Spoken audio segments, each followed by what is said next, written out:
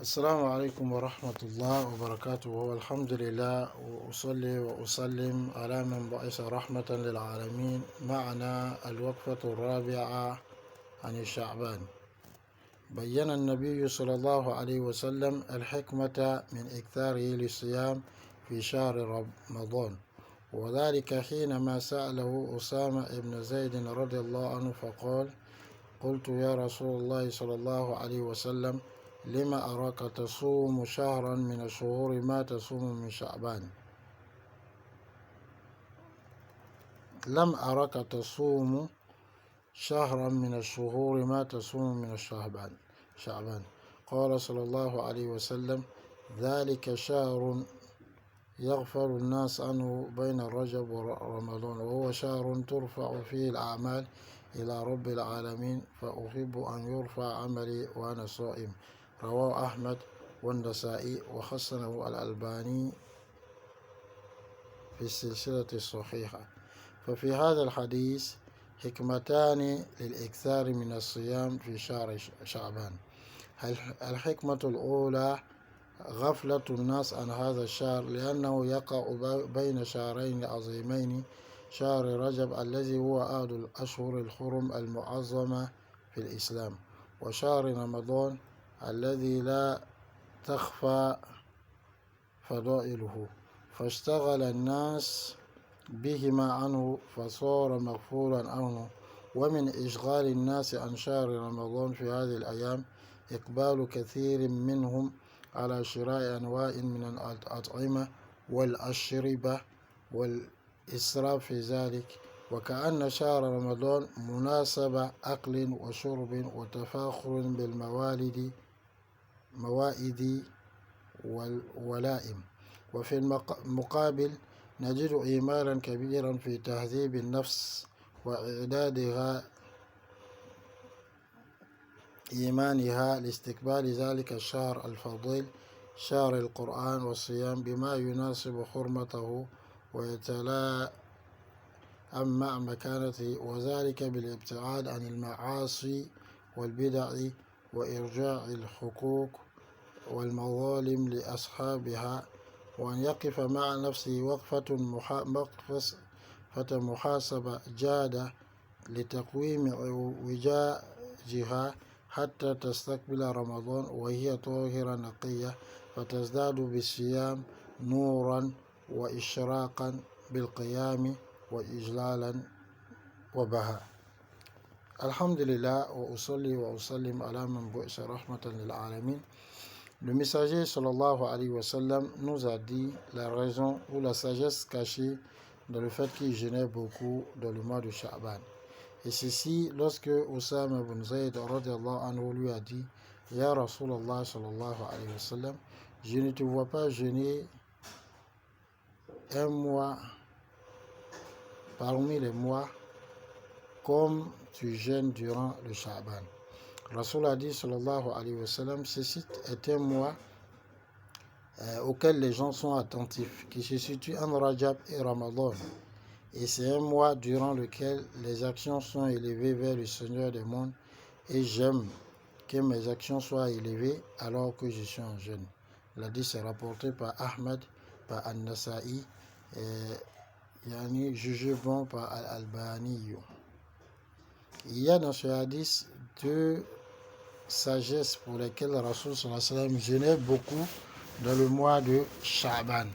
La première des sagesses, c'est que beaucoup de gens sont inattentifs à ce mois, parce que c'est un mois qui se situe entre deux grands mois, à savoir le mois de Rajab, qui est l'un des 4 mois sacrés en islam, et le mois de Ramadan, dont alors les mérites ne sont pas cachés et ne sont pas à citer. Donc les gens se sont donc préoccupés de ces deux-là au détriment du mois de Sha'ban. Donc il est devenu un mois oublié, un mois duquel les gens se soucient plus. Et parmi les choses qui font que les gens se préoccupent d'autres choses au détriment du mois de Sha'ban dans ces temps, c'est le fait que beaucoup de gens s'attachent, ils s'attellent à acheter toutes sortes de nourriture de boissons et gaspille en cela, comme si le mois de Ramadan était une occasion de manger, de boire, de se pavaner avec les tables servies et aussi avec, disons, les festivités. Et à côté de cela, on voit que les gens, il y a un délaissement total, un grand délaissement dans la purification de l'âme et dans le fait de la prêter à, disons, rencontrer ce mois, yani de Shaban, le mois du Coran, le mois yani du jeûne, avec ce qui convient à sa grande valeur. Et comment il devait faire cela, c'est de s'éloigner des péchés, des innovations, de retourner à ceux, aux ayants droit, ce qu'ils leur doivent, donc ceux avec qui ils ont été injustes, donc de pouvoir demander pardon et de s'asseoir pour se faire des comptes à eux-mêmes, pour juger leur âme, et afin donc de pouvoir, les bassesses de l'âme, pouvoir redresser ses bassesses jusqu'à ce que on rencontre Ramadan alors que l'âme est pure.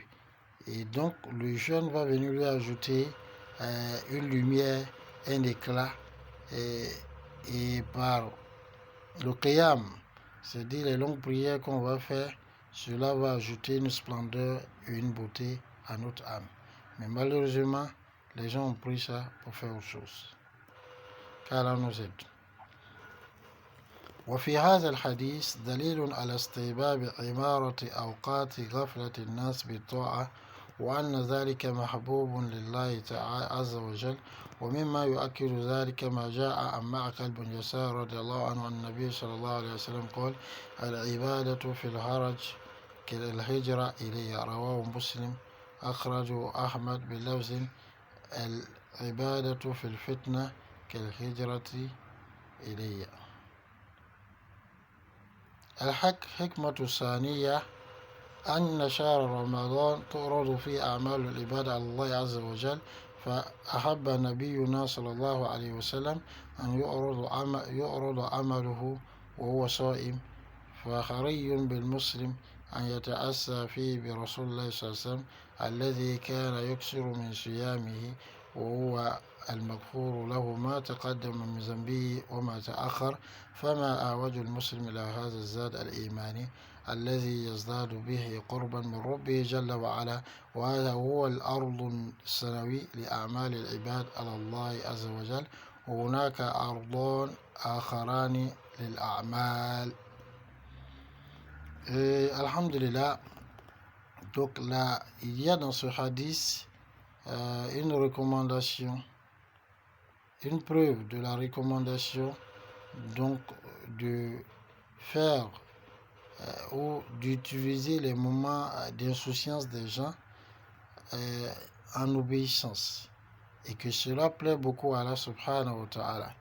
Et parmi les choses qui insistent sur cela, c'est le hadith de Ma'akal bin Yasar radiallahu anhu, lorsqu'il a dit que le messager d'Allah sallallahu alayhi wa sallam dit: l'adoration en période de trouble est comme une émigration vers moi. Elle a dit, c'est rapporté par Muslim, et Ahmad a rapporté le même hadith avec la version: alors l'adoration en période de tentation est comme une immigration envers moi, ou une immigration à ma compagnie. La deuxième raison pour laquelle Rasul sallallahu alayhi wa sallam gênait le mois de Ramadan, c'est que les œuvres des gens, des serviteurs, sont élevées vers Allah subhanahu wa ta'ala. Et le messager d'Allah sallallahu alayhi wa sallam a voulu que son œuvre soit élevée vers Allah subhanahu wa ta'ala alors qu'il en jeûne. Il nous convient donc, nous musulmans, de chercher à plaire à Muhammad sallallahu à ressembler à Muhammad sallallahu alayhi wa sallam, à prendre l'exemple sur lui, celui-là qui gênait beaucoup dans ce mois de Sha'ban, alors qu'on lui a pardonné ses péchés passés à venir. Et combien de fois le musulman a besoin donc de cette provision de la foi